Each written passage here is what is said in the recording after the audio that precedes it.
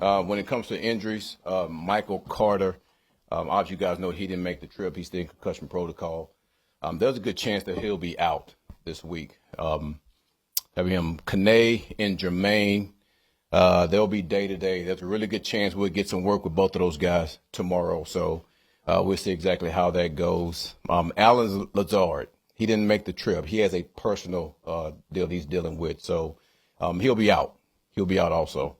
All right, so other than that, that is all the guys when it comes to the injury front. When it comes to this week, listen, I really love the idea of us getting away, get a chance to get in this hotel, be able to vibe together as a group, be able to understand exactly the things that we have to do to what we have to work on to improve on where we're at. And our guys are doing a really good job of that. Listen, we know exactly where we're at. We're not hiding from that fact. Yes, we are 0-5. We understand that. And we understand that we have a lot of work to do. And we're not running from that at all. Offensively, running the ball has been something that we've been hanging our hat on. It's been really good. I think Justin's been good as far as passing the ball. I think Tanner's doing a really good job of mixing the run and pass when it comes to that. Defensively, we got a lot of work to do. And I understand that. And listen, every day we're chopping wood to make sure we get better. And the players understand that. The coaches understand that. And it's my job to make sure all three phases are above board. And we're going to continue to work our ass off to make sure we get there. Listen, we say it's a long season, but we know how these weeks continue to compile. And we have to make sure we get out of this hole that we're in. And we all understand that. So any questions? How optimistic are you about Jamien? I think there's a really good chance he'll be out there. I really do. But again, tomorrow, be a big day. Well, today is going to be a big day. Tomorrow's going to be a big day as far as him being on the field and being able to get the reps he needs to go out there and play confident. So I'm looking forward to seeing how he operates today going into tomorrow. When you go back and look at everything, what are you seeing defensively that it's not happening to you guys? Yeah, just the detail of everything. And when you look at it, when you see guys that's running open, when you see missed tackles, when you see angles of pursuit, when you see all those things, just the little details of understanding how to play together, how to coordinate everything together as a unit. And listen, that's not one person. That's us collectively as a team making sure that we get on the same page. And that's why I like this situation that we're in right now. I mean, we're away from everything. We get a chance to get in this meeting room, look at everything. Listen, no hard feelings on anything that we say either. Everybody has to take it for what it is, the criticism I'm talking about, and do everything we can to try to fix these issues. And listen, we're doing everything we can to fix them.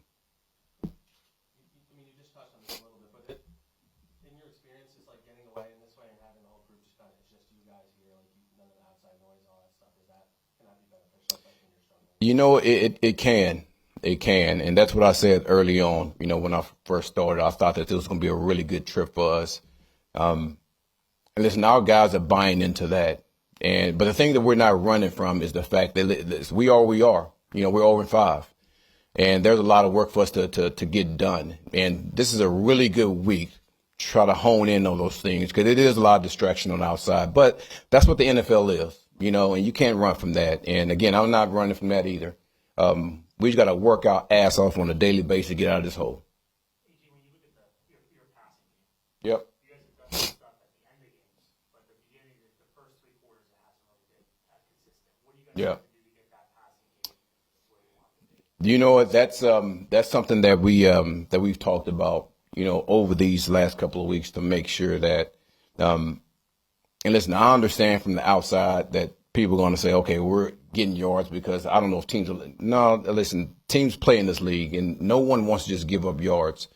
I do think we get in a situation where we start to get in the groove a little bit, and that's any quarterback. And I think Justin has been getting in the groove in that situation also.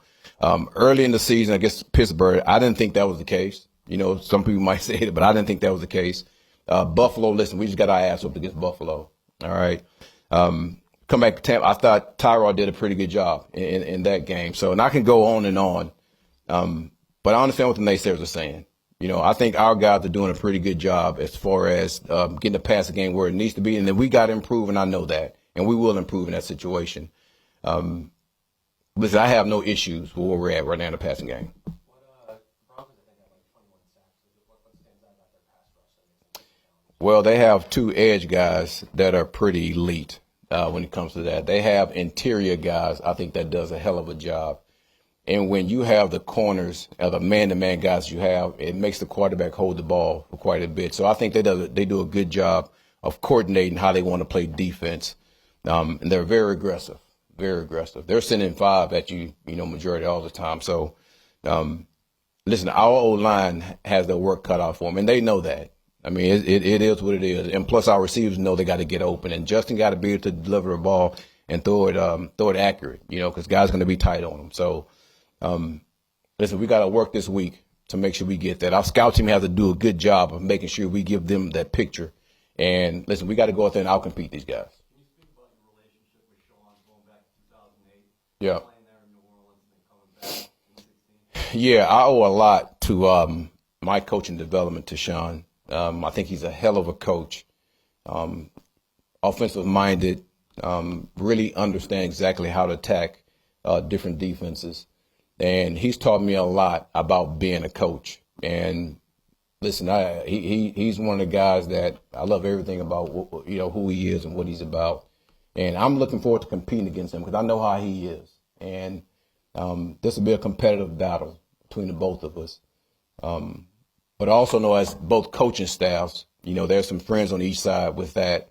Zach Street, for example. I mean, I played with Zach, and I know how he is as a coach. So this will be a good competitive battle between the coaching staffs, and we're looking forward to it. Aaron, after the beginning of the night, you talked about the mental toughness Yeah. of the team and that you have to get them there. Yeah. Have you addressed that? How do you address it? You know what? I have. And the thing is, it's also putting guys in those situations in practice. I mean, if you put guys in pressure situations and then you make practice just like game, I think a lot of guys can feel that. We have a start fast period where, man, offense, you're trying to get a first down, right? Defense, you stop them from getting the first down. To me, those are pressure situations, and those are situations where you can develop mental toughness. So we continue to do that throughout practice. Every day in practice, we have something that's really game-like that I want to put our guys in. And to me, that's a great way of trying to develop mental toughness. Okay, a couple more. That all these things are happening in practice, but then they're not necessarily translating into the game. It is. It is. But when you look at us on offense, I think we've done a pretty good job of starting fast. Defense, we haven't done a good job at that. We have to be able to do that. So we didn't score a touchdown, but we actually got a chance to put ourselves in position to do that. So I'm happy with the way the offense is starting. It's just some of the other things that we got to get better at. Red zone defense, I mean, that has ticked down a little bit. Third down has ticked down a little bit. And we got to continue to work on those things to get better.